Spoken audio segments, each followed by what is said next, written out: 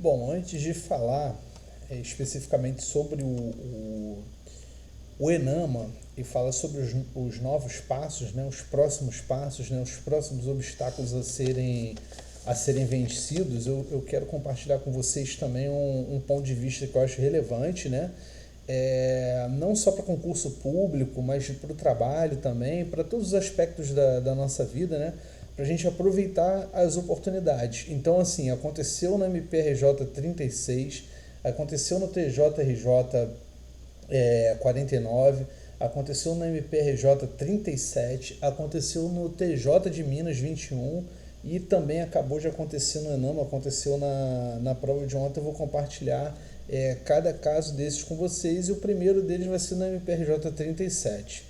Eu já falei isso em vídeos anteriores, que assim que terminou o MPRJ 36, eu falei com os colegas que muito provavelmente eles iriam chamar, isso daí é puro chute, tá? É puro chute meu e assim, as coisas acabam acontecendo. Eu falei assim que acabou o MPRJ 36 que muito provavelmente eles iriam chamar entre 20 e 25 candidatos e logo na sequência fariam o MPRJ 37. Aconteceu o que eu falei e eu não consegui aproveitar. E eu estou me empenhando nesse momento, para o meu foco nesse momento, vocês vão ver que há outros obstáculos a serem vencidos, mas o meu foco nesse momento é MPRJ 38, porque eu tenho a plena noção de que eu posso desempenhar uma prova muito boa, posso fazer uma prova muito boa, performar muito bem e conseguir a vaga no MPRJ 38. Então, assim, eu tive esse ponto de vista no MPRJ 37 na véspera da prova. E aí vocês vão dar uma olhada lá no vídeo da experiência do TJRJ, que teve um jogo do Flamengo, aquele que o Flamengo ganhou de 2-1 do Botafogo, que muito provavelmente foi o jogo que fez com que o Botafogo perdesse o Campeonato Brasileiro, desestruturou o Botafogo no ano passado. E eu, na véspera da prova, fui ver esse jogo, fui dormir lá por volta de 1h, 1h30 da manhã, para acordar às 5 horas para ir para o Rio de Janeiro. Eu acabei vacilando e por conta de uma questão não fui para a segunda fase. Nesse concurso do TJRJ, do MPRJ 37, eu também fiquei por uma questão. A diferença foi a seguinte: a do TJRJ foi a primeira vez que eu fiz e eram 80 questões na prova, eu fiz 47 e eu tinha que fazer 48 para ir para a segunda. Ali já eram 60%. Na primeira prova do MPRJ que eu fiz, eram 50% que eu tinha que acertar, então eu acertei 40 questões de 80 e fui para a segunda fase. Nesse do MPRJ 37, eu tinha que acertar 60% da prova. Então, de 100, eu acertei 59 e eu acabei fazendo 59% da prova. Então, eu tive um acréscimo aí de 9% em relação à prova anterior. E por que eu só tive 9%? Só tive 9% porque houve uma falha no planejamento e eu mesmo, com aquele ponto de vista que eu tive lá atrás, há 2 anos atrás, eu acabei não aproveitando o ponto de vista que eu tive. E é justamente isso que eu não quero fazer para o MPRJ 38. Então, o meu foco agora, a minha prioridade, independentemente do que aconteça no ENAMA, independentemente do que aconteça para analista judiciário do TRF da segunda região, do ENAMA, que está marcado já para outubro de 2024, vocês vão ver aqui nesse vídeo mesmo falando um pouco sobre isso. Independentemente do que aconteça, eu tenho que me preparar para o MPRJ 38 e é isso que eu tenho na minha cabeça e é esse que é o meu foco. Eu já abandonei um pouco os concursos fora do estado, então não tenho que me preocupar com isso. Eu vou focar nesse concurso do MPRJ 38. Mas aí com relação à oportunidade é isso. A minha mulher, ela é católica, ela fala muito no Espírito Santo, né? Quando o Espírito Santo fala com você, mostra alguma coisa para você, você precisa aproveitar isso. E, assim, aproveitando esse gancho lá da minha mulher, que fala sobre o Espírito Santo e tudo mais, na véspera da prova, eu vi uma bateria de normas, vi sobre improbidade administrativa, caiu na prova falando sobre reexame necessário, vi algumas questões, outras questões também que caíram, mas essa que está aí na tela veio na minha cabeça que iria cair, que essa daí é uma questão truncada e que muito provavelmente iria cair na prova, e realmente caiu na prova. Então eu fiquei por uma questão. Se eu tivesse aberto os meus olhos, tivesse pegado o resumo que eu tenho dessa questão aí, desse parágrafo único do artigo 150, que é uma limitação constitucional ao poder de tributar, eu teria acertado essa questão, não dependeria da banca. E dependeria da banca por quê? Porque uma das questões que eu havia acertado, ela teve o gabarito alterado. Então, se essa questão que teve o gabarito alterado não tivesse o gabarito alterado, tivesse sido anulada, por exemplo, eu estaria na segunda fase do concurso. Mas para não depender da banca, eu poderia ter acertado essa questão que está aí na tela também. Então, quando a oportunidade aparece para a gente tem que, seja por intermédio de uma pessoa falando com você, seja por intermédio de uma ideia que vem à sua cabeça. Eu tenho essas maluquices de mundo das ideias, se a gente está com a cabeça aberta, o mundo das ideias também se comunica com a gente. Esse é algo que é maluquice, mas vira e mexe acontece. Um outro exemplo, o exemplo do TJ de Minas Gerais. O TJ de Minas Gerais foi a primeira vez que eu enfrentei uma prova de segunda fase para concurso da magistratura. Eu não tinha a menor noção do que eu iria fazer nessa prova. Eu acabei adquirindo um curso preparatório e me ajudou muito, né? Foi uma oportunidade que eu tive, eu agarrei essa oportunidade. Fui lá fazer a prova da segunda fase foi anulada. Eu já havia comprado tudo para fazer a segunda fase. Quando eu iria fazer a segunda fase, o CNJ suspendeu o concurso, então eu perdi um dinheiro nessa brincadeira. Como a minha situação financeira não estava muito favorável, eu acabei desistindo do concurso, não fui fazer a segunda fase do TJ de Minas, me desmotivou, eu acabei não indo fazer essa prova. Mas nessa segunda fase eu posso ver também como uma oportunidade, porque eu tinha pouco tempo para estudar, tinha pouca experiência, e aí eu resolvi apostar no chute. Então eu apostei assim, formação humanística, o que pode cair? Caiu na prova.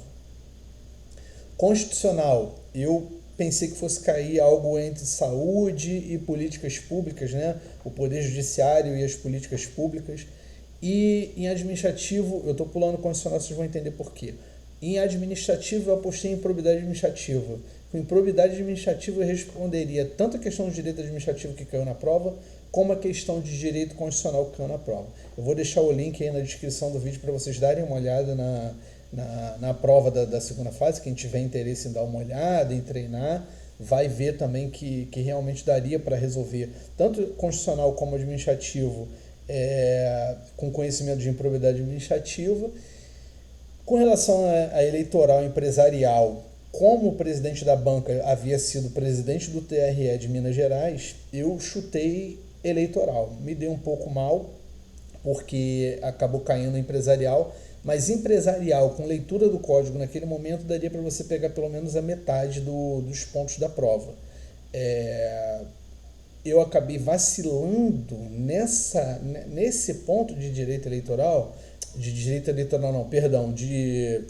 empresarial, que o que acontece? Quando você vai responder a prova discursiva, você não pode responder a pergunta de outra questão naquela sua questão.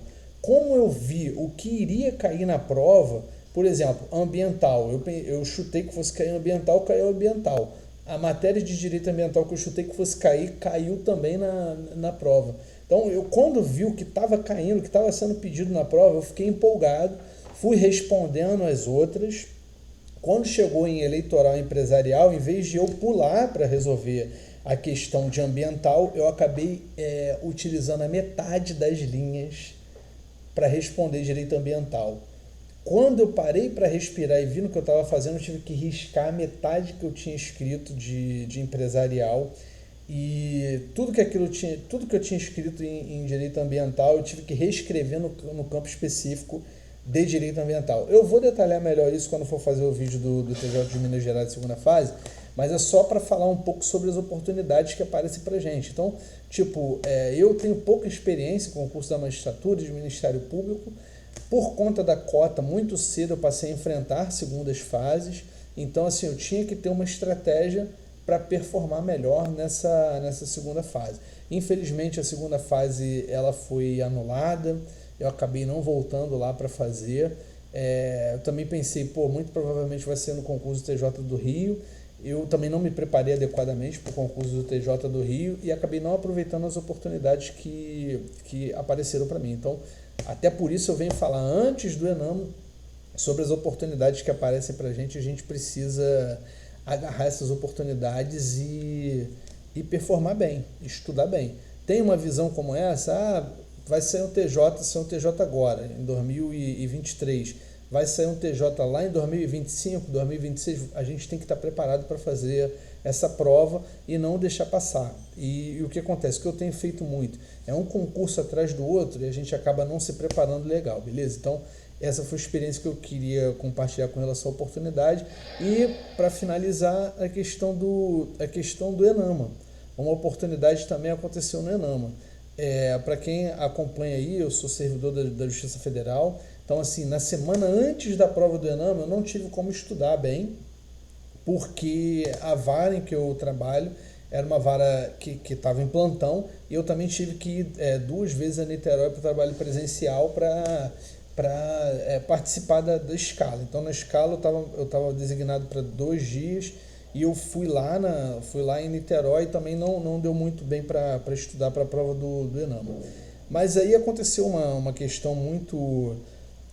Assim, os processos são processos que tramitam em segredo de justiça, eu não posso dar muitos detalhes sobre eles, mas o que eu posso falar é que teve um caso de moeda falsa em que, pela dinâmica dos fatos, a juíza da central de custódia entendeu que houve um flagrante preparado e por isso soltou o réu.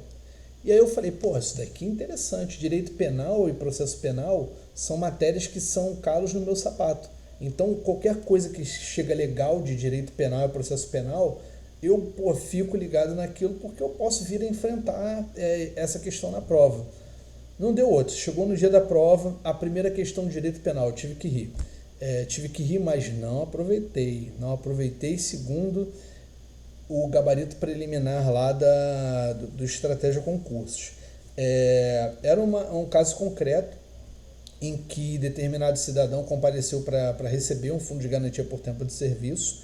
O gerente da Caixa, eles não falam Caixa, mas vai receber o FGTS na Caixa.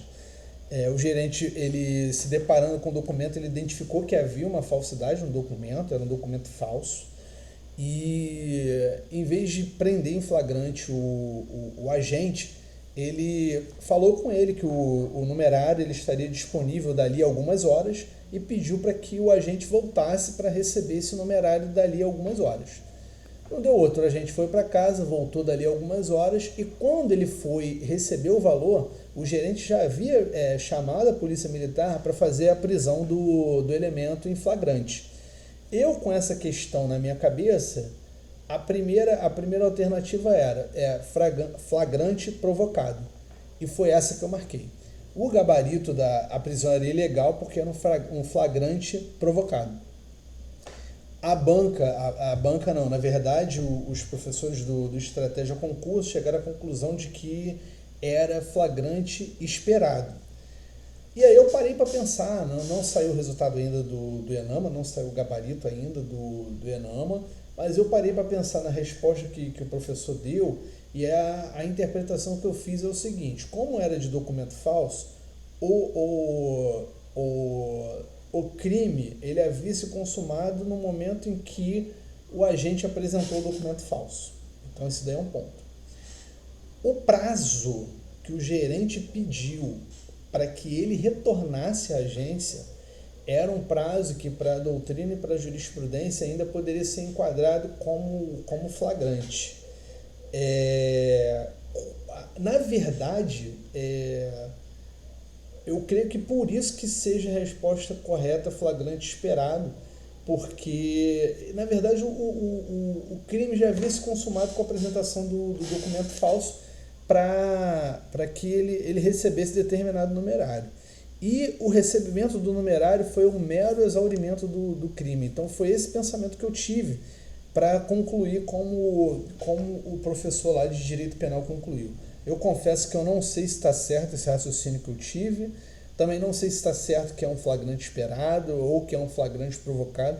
Eu preciso sentar para examinar melhor essa questão para ver o porquê de ser flagrante esperado e não provocado ou outro tipo de flagrante. Então, assim, eu estou falando dessa situação por quê? Porque se vier alguma coisa dessa na nossa cabeça, poxa, eu acabei de me deparar com um caso concreto maneiro. Esse caso concreto ele pode cair na prova. Pô, então tem que estudar melhor aquele caso concreto. Eu não tive tempo, infelizmente, de estudar, porque eu estava no plantão, como já falei, e acabei deixando essa oportunidade passar. Mas as oportunidades, elas passam na nossa frente o tempo inteiro. Os espíritas falam que assim, a gente tem que resgatar alguma coisa nesse plano. E essa coisa, ela vai passar várias vezes na nossa frente. A gente vai errar uma, vai errar duas, vai errar três, vai errar várias vezes. Assim, eu estou citando os espíritas porque eu leio a Bíblia, leio o Alcorão, leio o Pentateuco Espírita, eu não tenho religião, mas foi isso que me veio à cabeça. Então as questões, elas passam várias vezes na nossa frente e a gente tem que ter lá o discernimento e a maturidade para saber aproveitar essas oportunidades que passam na nossa frente. Então essa daí vai ser uma questão que eu vou estudar. Vou acabar de gravar esse vídeo aqui e eu vou dar uma lida lá nos tipos de flagrante, né? Flagrante preparado, provocado, esperado, quais são as consequências deles, as naturezas jurídicas, enfim.